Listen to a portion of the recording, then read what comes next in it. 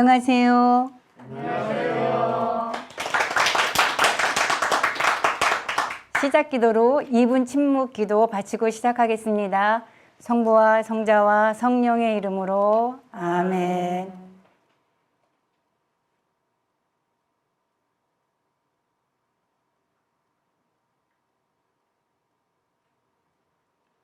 성부와 성자와 성령의 이름으로 아멘.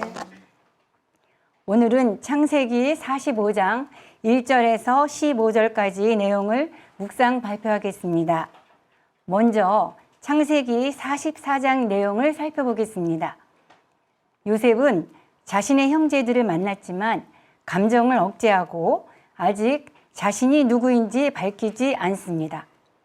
그리고 형들의 내면을 보기 위해 테스트를 합니다. 요셉은 관리인에게 저들의 곡식 자루에 양식을 넣을 때 각자의 돈을 넣고 베냐민의 자루에는 자신의 은잔을 넣으라고 지시합니다. 그리고 형제들이 떠난 후 잠시 후 관리인들이 그들을 추격하여 곡식 자루를 뒤집니다. 그때 베냐민의 자루에서 은잔이 나왔습니다. 그러자 유다가 베냐민과 함께 모두 종으로 남겠다고 하였습니다. 요셉은 잔이 나온 사람만 내 종이 되고 나머지는 평안히 너희 아버지에게 올라가거라 하고 말합니다. 그러자 다시 유다가 자신이 저 아이 대신 나리의 종으로 여기에 머무르고 저 아이는 형들과 함께 올라가게 해 주십시오. 그 아이 없이 제가 어떻게 아버지에게 올라갈 수 있겠습니까? 저희 아버지가 겪게 될 그 비통함을 저는 참아 볼 수 없습니다. 라고 말합니다. 모두 동생과 함께 종으로 남겠다는 유다의 말은 유다뿐만 아니라 모든 형제들의 마음일 것입니다. 과거에 그들이 요셉을 팔 때에는 요셉을 시기하고 아버지를 원망하였습니다. 오늘 그들은 아버지가 편애하는 베냐민을 아버지에게서 그를 떼어놓을 수 있는 기회로 생각하고 베냐민을 놓고 갈 수도 있었습니다. 그러나 이제 그들은 요셉을 팔 때와는 전혀 다른 모습을 보입니다. 요셉을 판 것에 대한 회개와 자식을 잃고 애통해야 할 아버지에 대한 연민으로 베냐민의 죄를 자신들이 대신하겠다고 합니다. 요셉의 형제들도 지난 세월 동안 자신들의 부족함과 한계를 초월해가며 변화되어 간 것입니다. 아버지 야곱의 베냐민을 예뻐하고 또 요셉이 베냐민에게 먹을 것을 5배나 더 줘도 이제 시기하지 않습니다. 시기 대신 연민과 융화로 돌봅니다. 인간은 모두 나약하고 부족합니다. 그러나 한편 인간에게는 누구나 연민의 씨앗, 융화의 씨앗이 심어져 있습니다. 이 씨앗들이 깨어나게 되면 시기와 경쟁의 자리에 융화와 연민이 대신 자리하게 됩니다. 우리들이 타인을 과거의 모습이나 현재의 모습만 보고 함부로 판단하지 말아야 되는 이유가 여기에 있다고 봅니다. 사람들은 흔히 사람은 안 변한다고 하지만 영이 깨어나면 초월되어 변화될 수 있습니다. 그래서 그리스도인은 변화되어 가야 하는 사람이 되어야 한다고 생각합니다. 다음은 오늘 묵상 발표할 창세기 45장 1절에서 8절까지를 읽겠습니다. 요셉은 자기 곁에 서 있는 모든 이들 앞에서 더 이상 자신을 억제하지 못하고 모두들 물러가게 하여라 하고 외쳤다. 그래서 요셉이 형제들에게 자신을 밝힐 때 그 곁에는 아무도 없었다. 요셉이 목 놓아 울자 그 소리가 이집트 사람들에게 들리고 파라오의 궁궐에도 들렸다. 요셉이 형제들에게 말하였다. 내가 요셉입니다. 아버지께서는 아직 살아계십니까? 그러나 형제들은 요셉 앞에서 너무나 놀라 그에게 대답할 수 없었다. 그래서 요셉은 형제들에게 나에게 가까이 오십시오 하고서는 그들이 가까이 오자 다시 말하였다. 내가 형님들의 아우 요셉입니다. 형님들이 이집트로 팔아넘긴 그 아우입니다. 그러나 이제는 저를 이곳으로 팔아넘겼다고 해서 괴로워하지도 자신에게 화를 내지도 마십시오. 우리 목숨을 살리시려고 하느님께서는 나를 여러분보다 앞서 보내신 것입니다. 이 땅에 기근이 딘 지 이태가 되었습니다. 앞으로도 5해 동안은 밭을 갈지도 거두지도 못합니다. 그래서 하느님께서는 나를 여러분보다 앞서 보내시어 여러분을 위하여 자손들을 이 땅에 일으켜 세우고 구원받은 이들의 큰 무리가 되도록 여러분의 목숨을 지키게 하셨습니다. 그러니 나를 이곳으로 보낸 것은 여러분이 아니라 하느님이십니다. 하느님께서 나를 파라오의 아버지로 그의 온 집안의 주인으로 그리고 이집트 온 땅의 통치자로 세우셨습니다. 형제 중 특별히 형제들을 대표한 유다가 베냐민 대신 자신을 종으로 삼아달라는 호소는 육신적, 정신적으로 할 수 있는 간청이 아닙니다. 하느님 안에서 그 영이 살아난 사람만이 할 수 있는 호소입니다. 이 말을 들은 요셉은 크게 감동하여 목 놓아 울었습니다. 하느님의 뜻을 알아차린 영적인 사람의 진정한 회개는 사람을 감동시키고 사건을 초월시킬 실마리를 제공합니다. 아마도 요셉은 이미 형제들에 대한 원망을 잊고 용서하였고 다시 가족으로 받아들일 준비를 하고 있었는지도 모릅니다. 그런데 용서를 넘어 진정으로 화해하고 다시 형제로서의 관계를 회복하고 하나 되고 공명을 이루기 위해선 요셉의 마음만 가지고는 될 수 있는 것이 아닙니다. 형제들과 함께 해야 합니다. 오늘 요셉은 형제들이 변화된 모습을 보고 함께 상호 형성을 이루어 공명을 이루어갈 수 있게 되었다는 기쁨에 감격하여 그동안의 슬픔과 회한을 녹아내는 기쁨의 눈물을 목 놓아 울었을지도 모르겠습니다. 그리고 드디어 자신이 누구인지를 밝힙니다. 이어서 아버지께서 살아계신지 묻습니다. 너무 놀라 말을 못하는 형제들에게 가까이 오라고 먼저 손을 내밉니다. 상처를 준 사람에게 상처를 받은 사람이 먼저 다가갑니다. 그리고 이제는 저를 이곳으로 팔아넘겼다고 해서 괴로워하거나 자책하지 말라 합니다. 이곳으로 보낸 분은 여러분이 아니라 하느님께서 기근에 대비해 야곱과 그의 자손들의 목숨을 지키게 하려고 자신을 이곳으로 보낸 것이라고 합니다. 요셉은 자신이 이집트로 팔아간 것, 꿈을 해석한 것, 억울에게 누명을 쓰고 감옥에 갇히게 된 것, 그리고 이집트의 총리가 된 것, 그 모든 것이 이스라엘 자손들을 구원하시려 하느님께서 자신을 먼저 보낸 것이라고 합니다.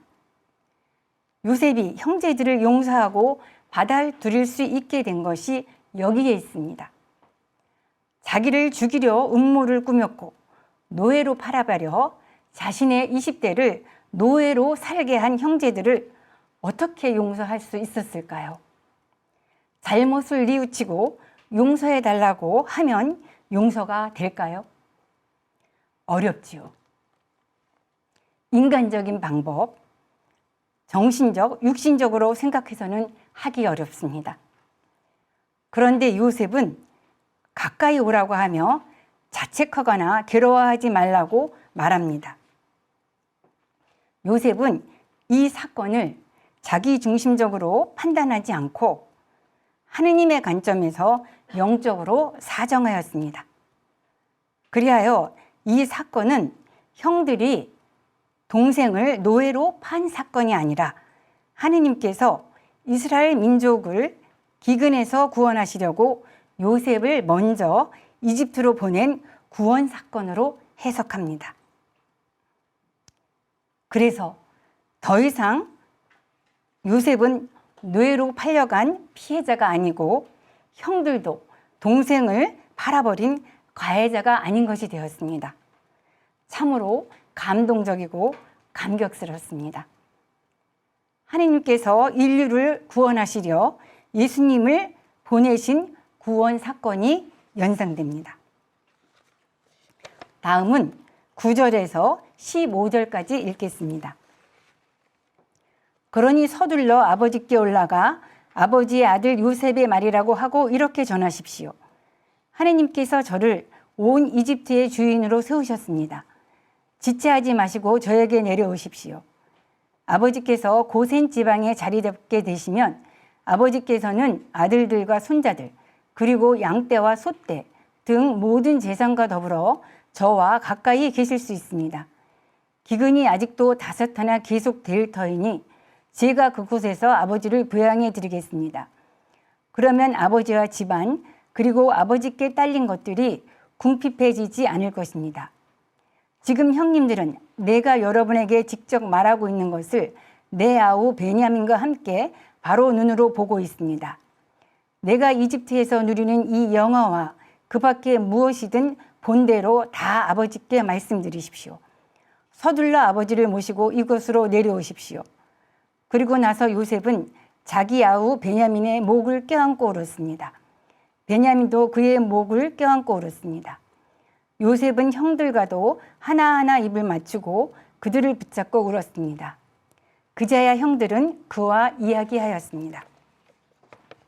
요셉은 이제 아버지와 아버지의 집안을 돌보아 주려 아버지를 모시고 오라고 합니다. 형제들과 화해하고 받아들였지만 아무리 그렇다 해도 어려움에 처한 아버지의 모든 식솔들, 아들, 며느리, 손자, 손녀까지를 다 돌봐 주는 것은 큰 부담이 될 수 있습니다. 그러나 요셉은 그것을 하느님의 뜻으로 받아들이고 순명하며 그 부담을 초월시키며 기꺼이 실행하려 합니다. 참으로 존경스러운 모습입니다.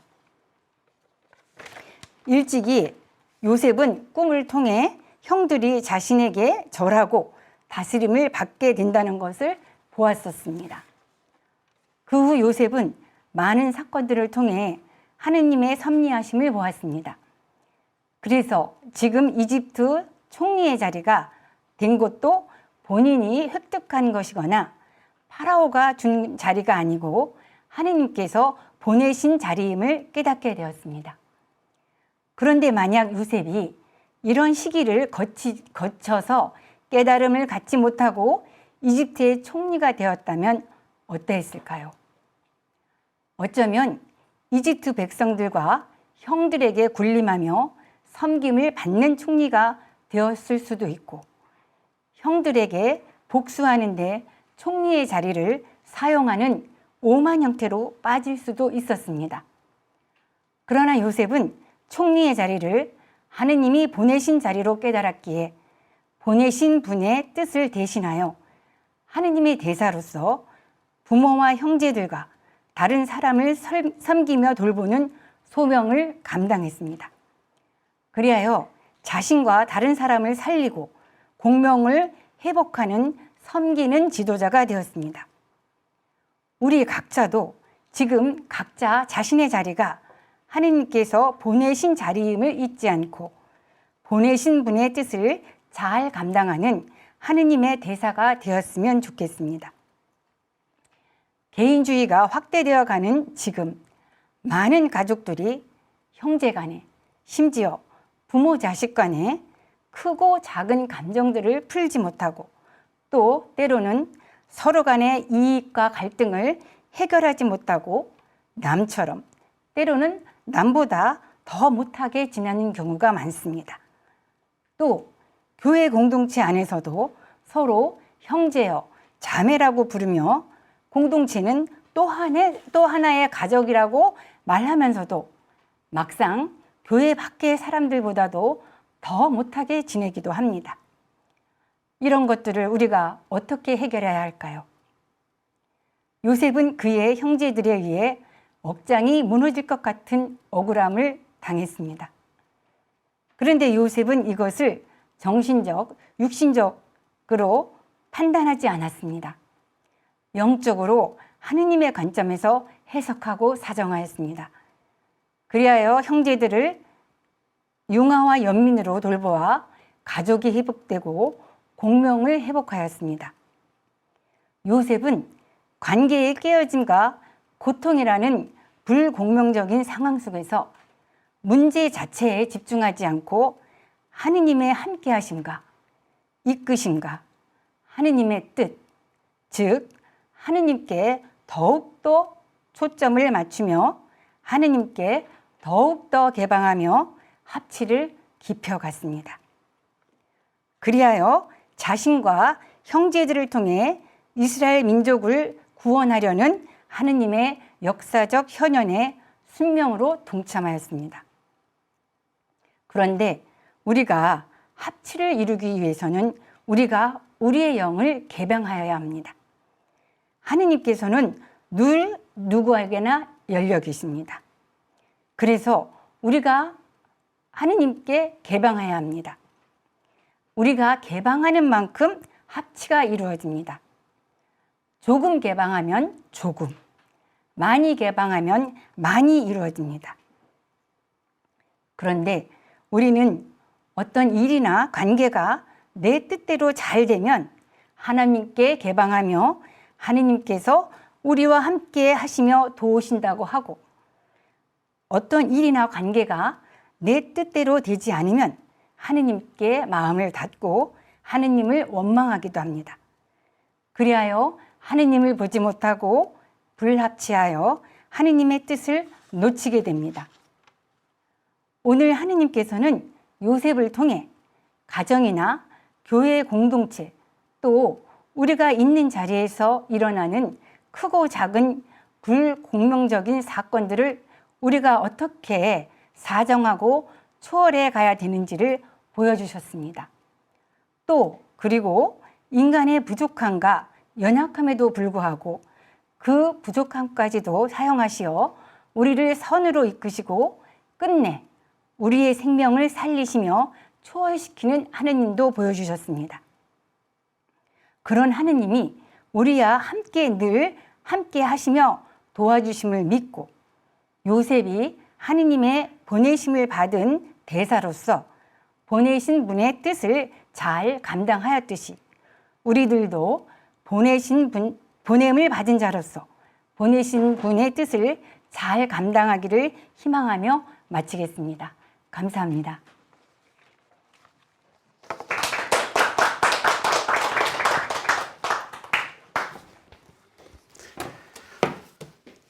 그래, 안예스 회장님 수고하셨고, 오늘 우리는 사건, 이벤트를 봤어요. 사건도 보통 사건이 아니라 아주 빅 이벤트, 어마어마한 사건을 봤어요. 사건이 정신적 사건이 있는데, 이 정신적 사건은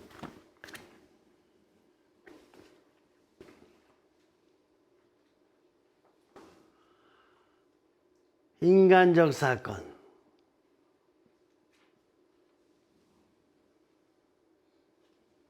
세속적 사건,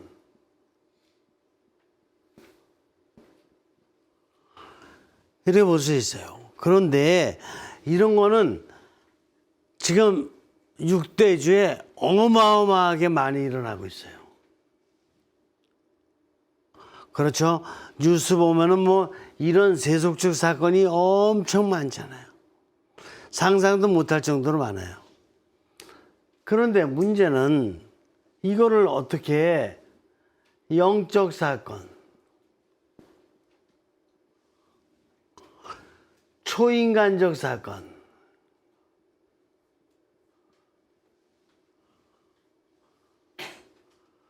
신성한 사건,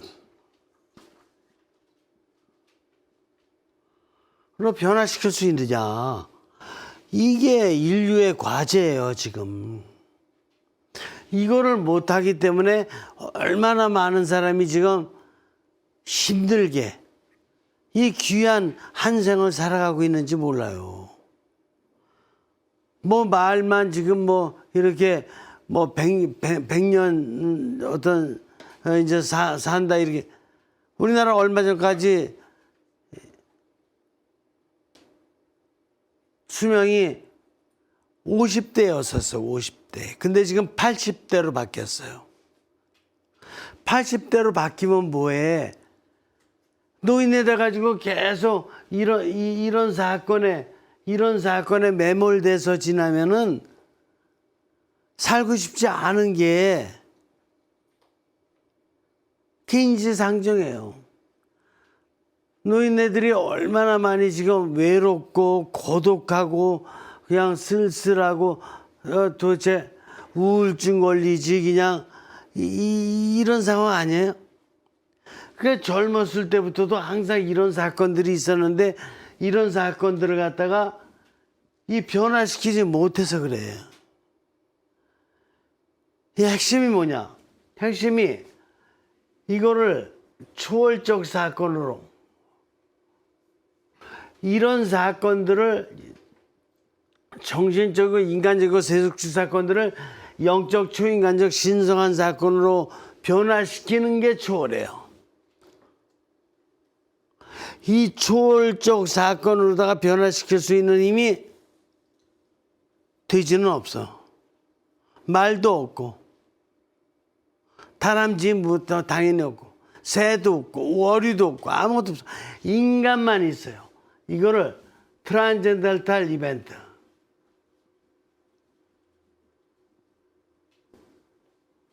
트랜젠던탈 이벤트라 그래요. 이거 할 수 있는 것은 인간밖에 없어요. 트랜젠던탈 이벤트가 뭐냐? 자, 처음에 형들이 요셉을 웅덩이에 쳐넣었을 적에는 형들의 정신과 육신이 했어요. 거기에 영의 힘은 안 들어갔어요. 그렇죠? 영의 힘 들어갔어요? 전혀 안 보이지. 죽일래다 그래도 웅덩이에 넣은 거예요. 그래도 큰일이야. 큰 사건. 그런데 영이 없어. 근데 요셉은 그래서 웅덩이에서 건져져 가지고 팔려갔거든, 에집트로. 팔려가서 살고 있는데 오늘 말하는 것 좀 봐요. 세월은 이제 몇 년 흘렀어요.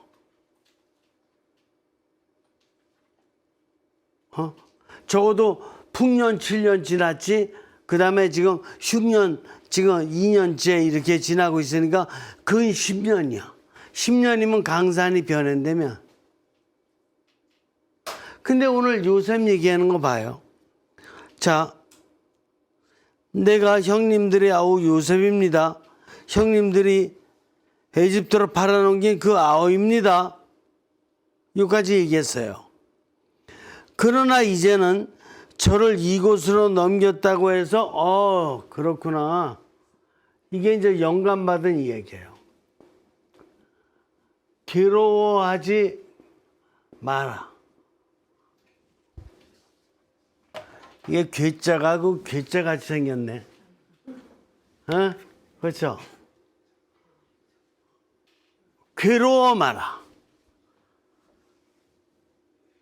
힘들어하지 말라 이거예요. 나 웅덩이에 팔을 옮겼다 그래서 괴로워 마라. 이야, 그렇구나. 자신에게 화도 내지 마라. 그렇구나. 화도 내지 마라. 그렇구나. 지금 형들한테 얘기하는 거예요. 화도 내지 마라. 우리 목숨을 살리려고 하느님께서 나를 여러분보다 앞서 보내셨다. 누가? 하느님이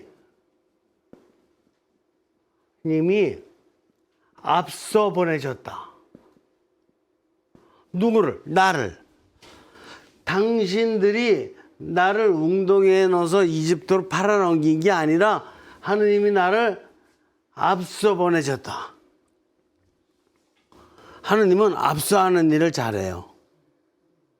그래갖고 우리 태어난 것도 프리포메이션, 선형성이라.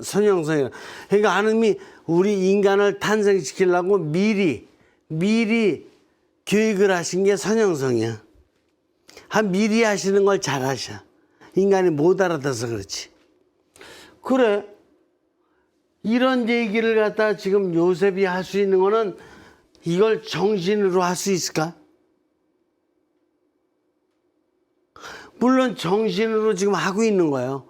또 육신으로도 하고 있는 거야. 그러니까 말로 하잖아요. 근데 이거를 뭐라 그러는 거냐면은 이거를 영화된 정신, 영화된 육신이라 그러는 거예요. 이게 문제인 거예요. 이렇게 영화되지 않으면은 이런 메시지를 받지를 못해요.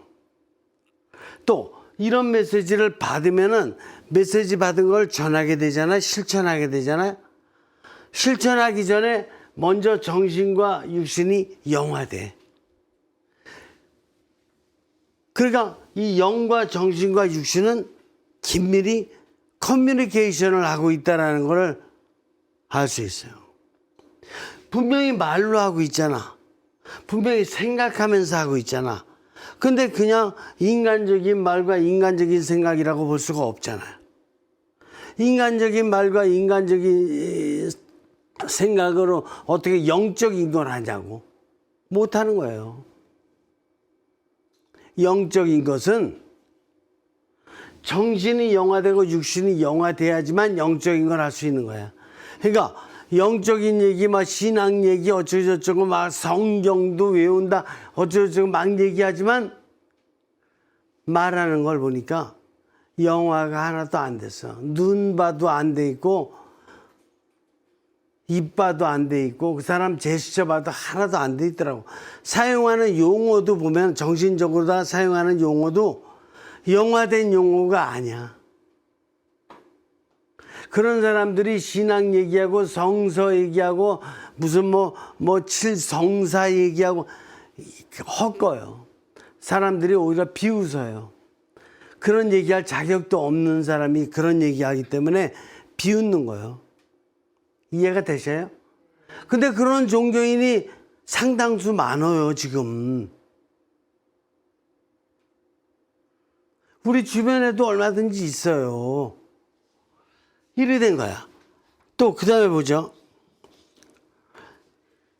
이 땅에 기근이든지 이태가 됐습니다. 그러니까 풍년이든지 7년 지났고 기근이든지 이태가 된 거예요. 벌써 2년이. 그래서 하나님께서 나를 여러분보다 먼저 보내셔서 여러분을 위하여 자손들을 이 땅 일으켜 세우고, 이 땅에 일으켜 세우고. 자, 앞서 보내가지고 어떻게 되는 거야? 앞서 보내가지고 자손들을 일으켜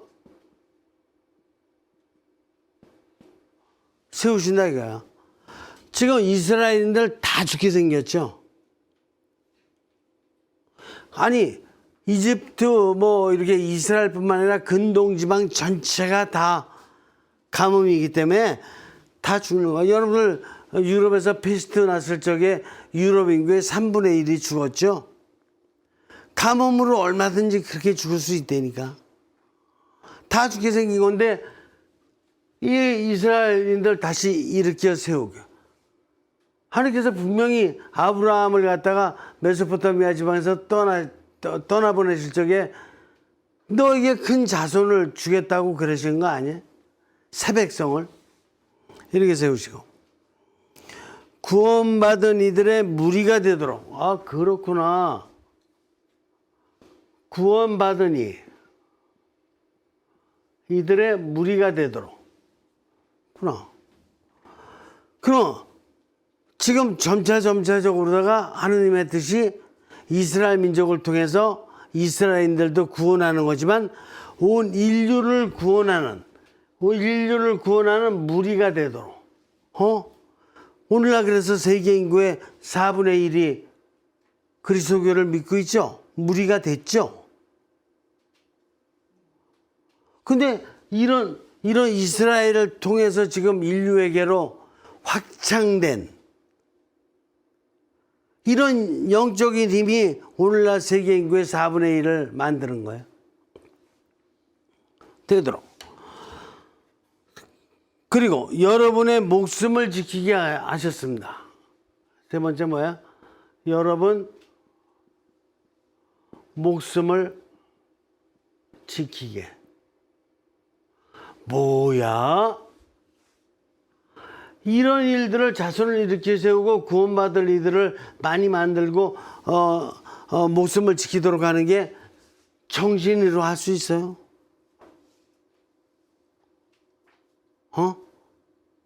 육신으로는 더더군다나 안 되는 거고.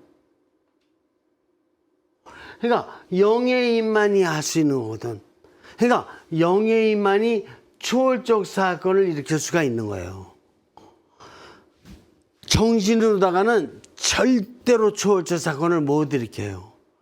근데 인간이 매일 정신으로만 무슨 일을 하려고 그래? 정신으로 뭘 큰일을 하려고 그런다고요. 자기 성공하고 출세하는 것도 꼭 정신으로 하려고 그러고 상대방과의 경쟁에서 이기는 것도 꼭 정신으로 하려고. 그러니까 그거는 성공도 아니고 출세도 아니고 그거는 상대방과의 경쟁에서 이기는 것도 아니라니까.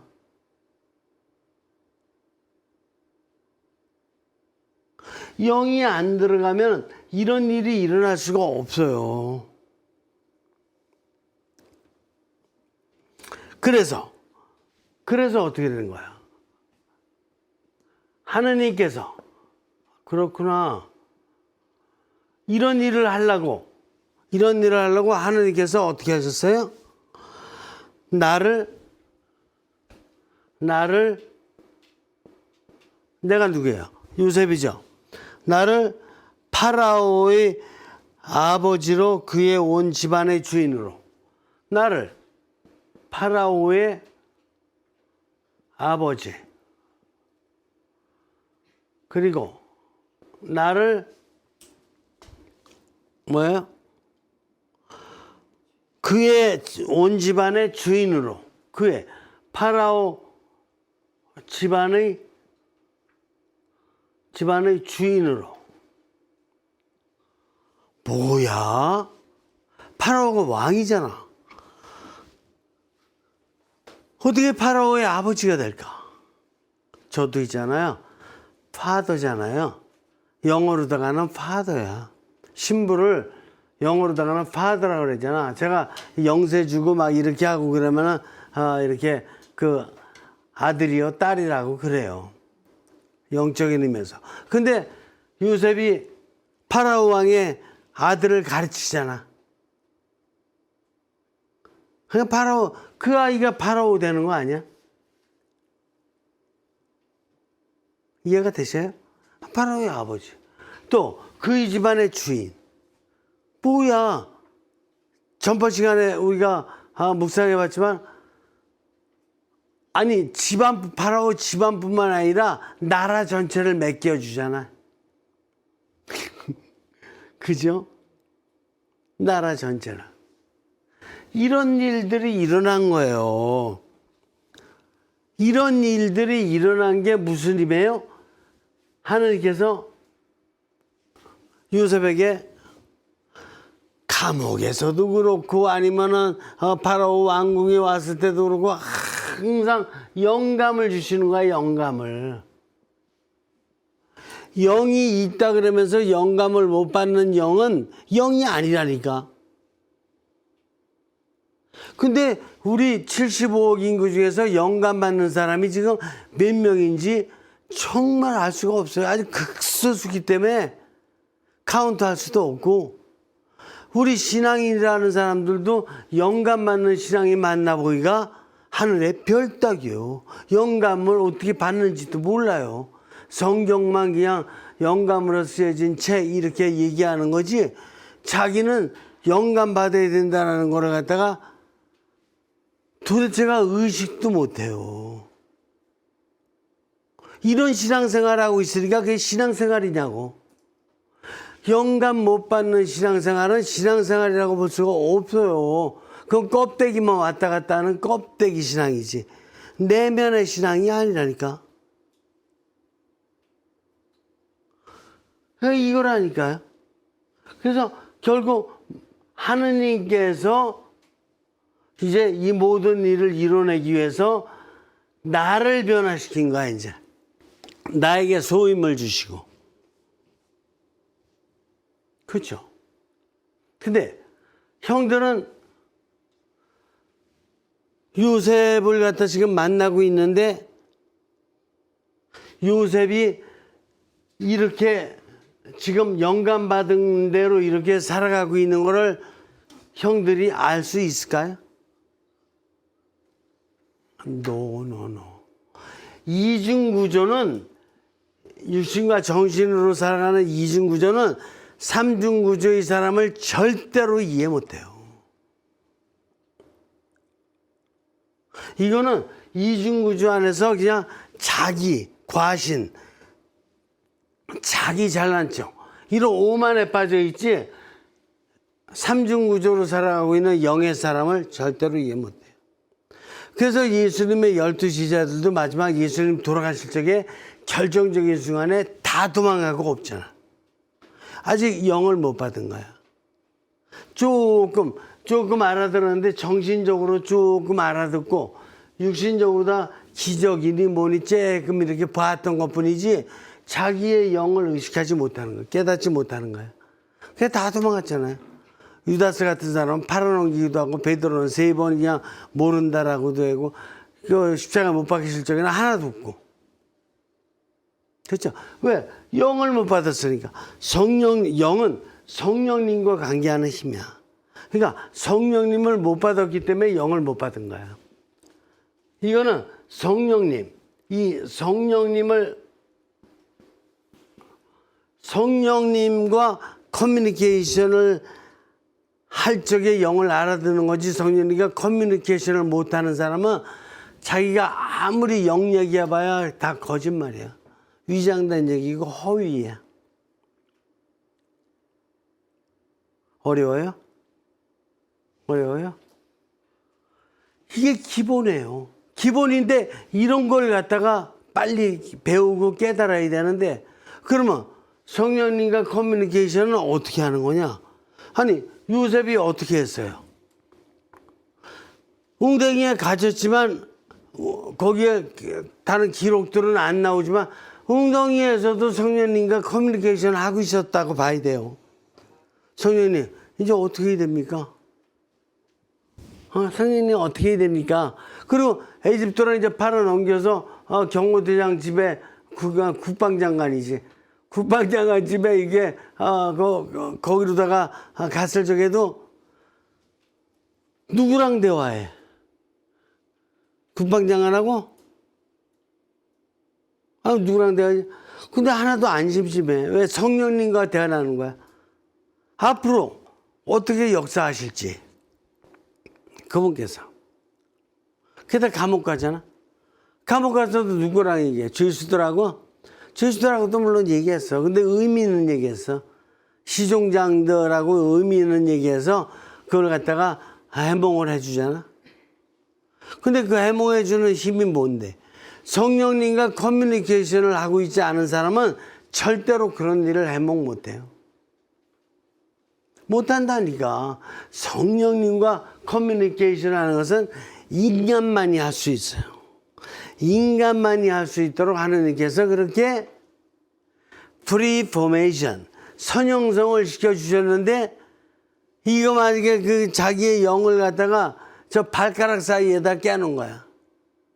예를 들어서 진주를 갖다가 저기 방 구석탱이에다가 보리자루 놓듯이 그렇게 놓는 거나, 영을 갖다 자기 발가락 사이에다 끼워놓고 아주 그냥 신경도 안 쓰고 있는 거나 똑같은 거야. 그렇게 하고 산다니까, 발가락 사이에다가 숨겨놓고. 그 영 한 번도 사용하지 못하면 발가락 사이에 그거 끼워놓은 거나 똑같은 얘기지 뭐예요. 그래요. 자, 이렇게 살으니까 요셉의 내면은 어떨까요? 요셉의 내면은 매일 바빠. 뭐가 바쁘냐? 아니, 국방장관 집에 팔려갔을 적에는 좀 육신적으로 좀 할 일이 있을 거야, 아마. 뭐 이것저것 막 시키고 그러니까 할 일이. 정신적으로는 할 일 없어요. 무슨 소임이 있어, 뭐 있어까지 제 집안 조금 이제 청소나 하고 이런 거나 하고 있겠지.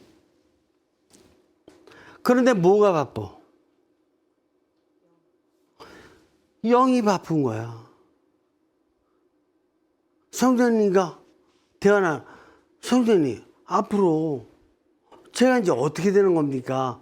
하나도 모르겠습니다. 물어봐야 되잖아. 그러다 감옥 가잖아. 감옥에서 또 영만 바빠. 근데 사람들은 자기 뭐 할 일 조금 해놓고 나면은 그 다음에는 그냥 하나도 안 바빠.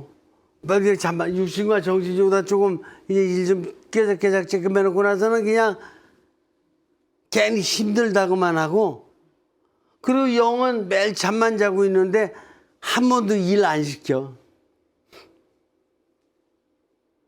영은. 요셉하고는 질이 달라요. 하느님이 막 이렇게 이런 거 다 묵상시켜 주시는 거야. 형들 괴로워하지 말고. 사실 자기도 괴롭잖아 지금. 따져놓고 뭐 형들보다 내가 더 괴로운 거 아니야?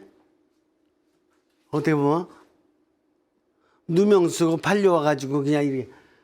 그래 화도 내가 더 화나는 거 아니야? 그렇죠? 근데 다 형한테 Don't worry, don't angry.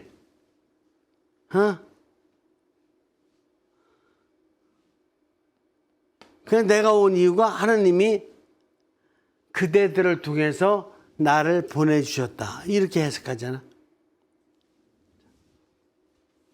내면이 영의 힘으로 가득 찬 내면이에요. 그러니까 성령님의 메시지가 정신을 휘감고 있고 육신을 휘감고 있어. 그 정신 안에 다른 거 신경 쓸 새가 없어. 성령님의 뜻, 성령님의 힘이 정신과 육신을 휘감고 있어. 참 경외스럽지 않습니까? 요새. 그리고 그러니까 형들과의 관계에서 어떻게 돼요? 상호 반영성? 상호 반영성? 영적인 사람은 형성적인 것밖에 못해. 제가 신학교 교수로 있을 적에 우리 신부님들이 저한테 늘 얘기하는 게 뭐냐면, 그대는 별종이래. 왜 그래? 그 신학생들이니까 신학생들 부족한 것도 얼마든지 있을 수가 있고, 인간으로서 이제 배우러 이제 수련하러 온 사람들이니까 부족함이 많잖아. 시험도 부족하고, 시험 보는 것도 부족하고, 삶도 부족하고. 그러니까 그런 거 갖다 교수단에서 사정을 하잖아요. 사정을 해가지고 이걸 갖다가 이제 얼마만큼 벌을 줄 거냐, 아니면 퇴교시킬 거냐, 이런 여러 가지를 나누잖아. 그런데 이 학생의 잘못된 어떤 부분들이 이렇게 지적돼서 나올 적에 저는 꼭 뭐라 그러냐면은, 그것도 맞는데 이 학생들의 잘한 점, 청소할 때 보니까 청소할 때도 얼마나 열심히 하는지, 그래도 공부할 적에도 열심히는 했는데 얘가 지금 아직까지 고민할 게 많아가지고 좀 그런 것 같다라든가, 이렇게 그 학생의 입장을 갖다가 얘기해 줄 수 있어요, 없어요? 있다니까. 그래갖고 벌 받는 거를 다른 방향으로 지도해 줄 수가 있는 거지. 꼭 벌 받아야지만이 사람이 변화되는 거 아니에요. 오히려 그런 육신 정신적인 처벌의 방법보다는 영적인 가이던스, 스피리추얼 가이던스, 영적인 지도 방법을 통해서 변화되는 게 훨씬 좋은 거지.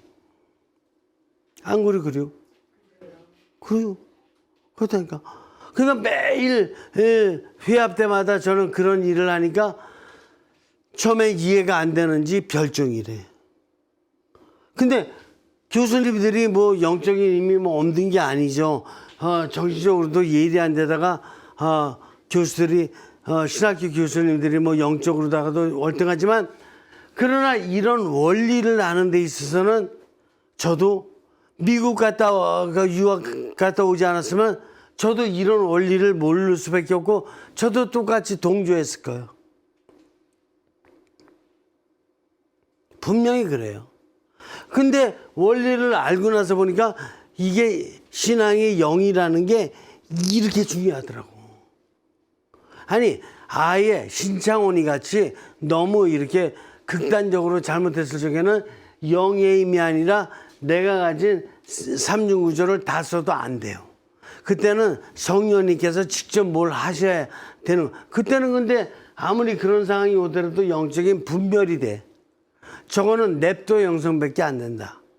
그건 냅둬야 돼. 신창원이 같이 그런 경우에 일단은 냅둬야지 무슨 힘이 있다고 내가 변화시켜. 성령님께서도 저런 거 갑자기 이렇게 변화될 수 있도록 힘 안 주셔요. 저거 그렇게 많은 사람을 막 죽이고 막 이렇게 저거 가서 감옥 가는 것도 성령님께서 허락하셔. 히틀러 같은 사람을 어떻게 변화를 시켜요? 그런 건 냅두면 되는 거야.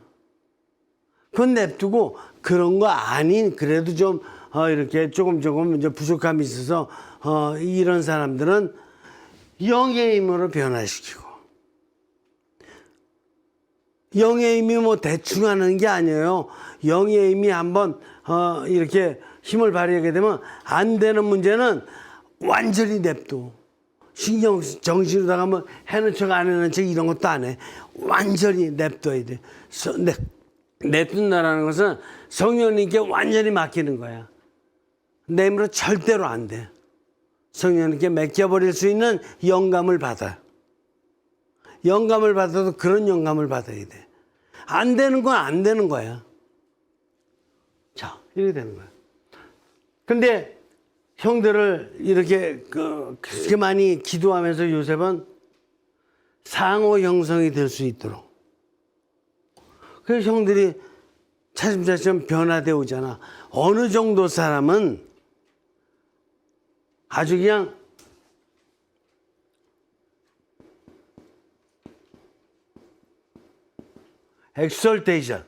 엑설테이션이 발양이에요. 자기 육신과 자기 정신으로다가 완전히 셀프 엑설테이션, 완전히 자아 발양된 사람이 아니라면은 고쳐져. 영의 힘으로. 근데 셀프 엑설테이션이 된 사람은 냅둬야 돼. 안 돼요. 그거는 듣지도 않을 뿐더러 더 나빠질 수 있어. 그런 경우는 냅둬야 돼. 자, 근데 여기 형들은 지금 요셉과의 대화를 볼 적에 변화가 되고 있어요, 안 되고 있어요?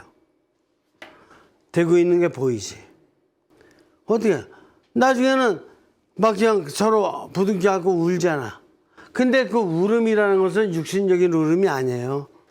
정신적인 울음도 아니야.